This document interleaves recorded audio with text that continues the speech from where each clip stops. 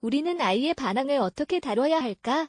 아이의 반항은 보통 나이에 따라 다양한 방식으로 나타난다.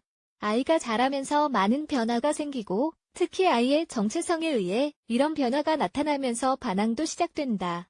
아이의 반항에는 두 가지 일반적인 단계가 있는데 하나는 만이 6세 사이이며 다른 하나는 청소년기이다.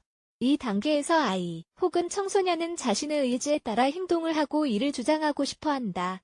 다른 반항이 시기도 있는데 예를 들면 아이가 환경 변화로 인해 어려움을 느끼고 있을 때이다. 이것이 부모 입장에서는 이해하기가 어려울 수도 있다.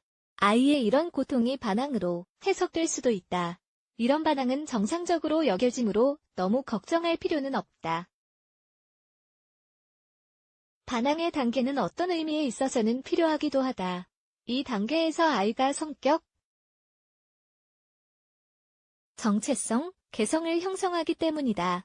이를 바탕으로 아이의 반항을 받아들이고 이해하는 것이 중요하지만 경우에 따라서는 반항에 대처하는 방법을 알아두는 것도 중요하다. 부모로서 직면하는 도전 과제는 아이가 나쁜 행동을 하지 않으면서 이런 반항을 통해 정체성을 형성할 수 있도록 이에 잘 대처하는 것이다.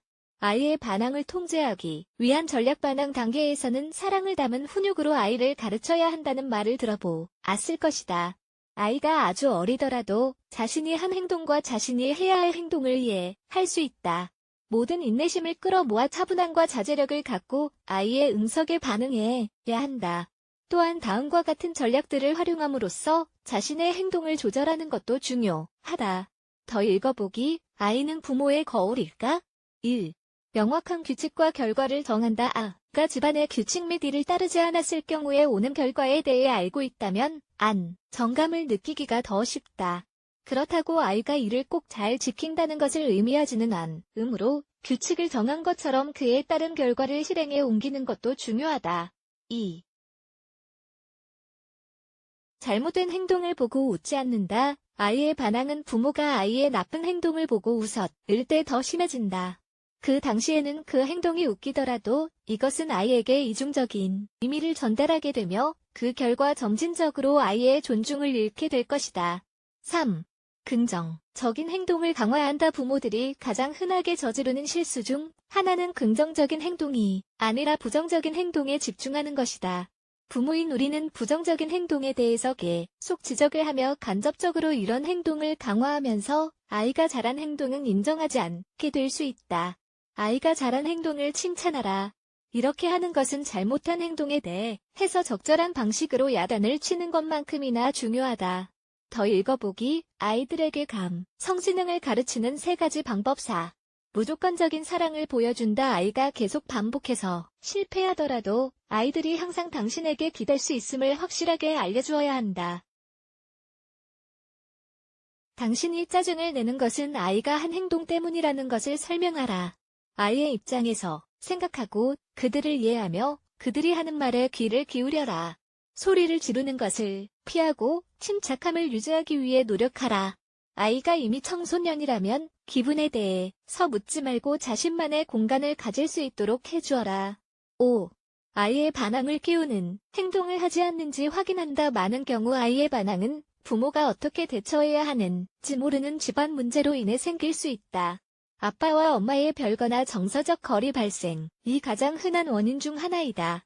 부모 사이에 긴장감이 있을 경우 아이는 이를 감지하는 것을 피하며 주의를 다른 곳으로 돌리려고 한다.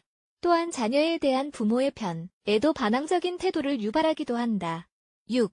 대안을 제시한다. 아이에게 대안을 제시하는 것은 반항하는 상황이 발생했을 때 아이가 긍정적인 행동을 하도록 도우며 성인이 된 이후의 의사결정 능력 발달에도 도움을 준다. 아이에게 대안을 제시하는 일에는 아이와 협상을 하는 것이 포함된다.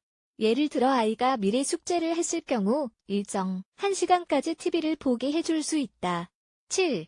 긍정적인 언어를 사용한다. 긍정적인 언어를 사용하는 것은 부정적인 언어를 사용하는 것보다 더 효과적이다. 긍정적인 언어는 금지사항으로 인해 생기는 반항적인 태도를 유발하지 않는다.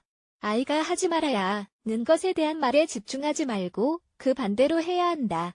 아이에게 말을 할 때는 아이가 할 수 있는 점에 대해 이야기하라. 예를 들어 집안에서는 자전거 타면 난 돼보다는 테라스에서는 자전거 타도 좋아라고 말하는 것이다. 또 다른 예로는 방에서는 기타를 치면 안 돼보다는 창고에서는 기타를 쳐도 좋아라고 말할 수도 있다. 유해사항 많은 부모들은 사용할 수 있는 방법을 별로 알지 못하는 상태에서 양육 문제를 마주한다. 아이가 어떤 삶을 살고 있는지에 대한 고민 없이 양육을 하는 데에 있어 권위만을 내세운다면 아마 소용이 없을 것이다. 무엇보다도 아이들은 각자가 독특하고 특별하며 상황에 대처하는 방식은 아이들이 자라면서 달라질 수도 있다는 점을 꼭 기억하자.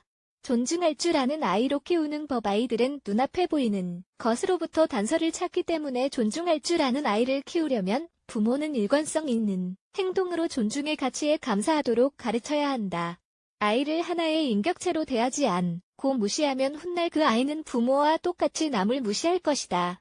더 많은 것을 읽으십시오. 레츠 블라게즈 Y